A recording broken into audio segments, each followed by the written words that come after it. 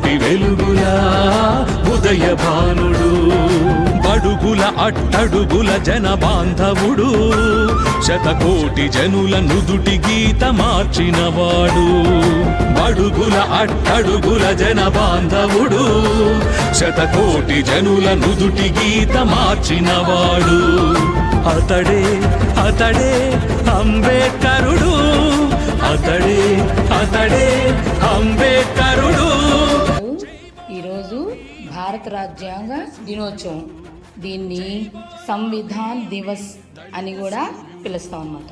ఈరోజు నవంబరు 26వ తేదీ doctor BR Ambedkar గారు మన భారత రాజ్యాంగాన్ని రచించారు కదా, దాన్ని ఆమోదించారన్నమాట.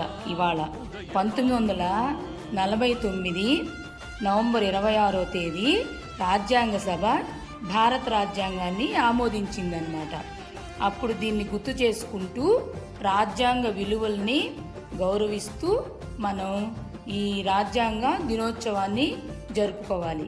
ఈరోజు నవంబరు 26వ తేదీ మన భారత రాజ్యాంగాన్ని రచించింది ఎవరు?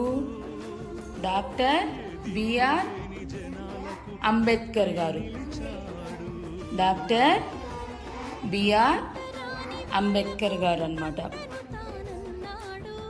అలాగే 2015లో భారత రాజ్యాంగ నిర్మాత డాక్టర్ బిఆర్ అంబేద్కర్ 125వ జయంతిని పురస్కరించుకుని ఆయన ఉత్సవాలని ఘనంగా నిర్వహించాలని చెప్పి మన ప్రధానమంత్రి గారు నరేంద్ర మోడీ గారు చెప్పారు.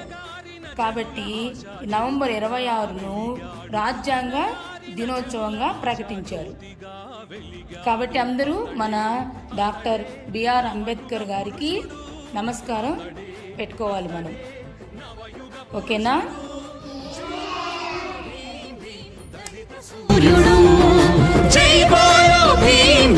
దళిత సూర్యుడు ఎప్పుడు ఎక్కడో పుడతాడొకడు, కోటి వెలుగులా ఉదయ భానుడు.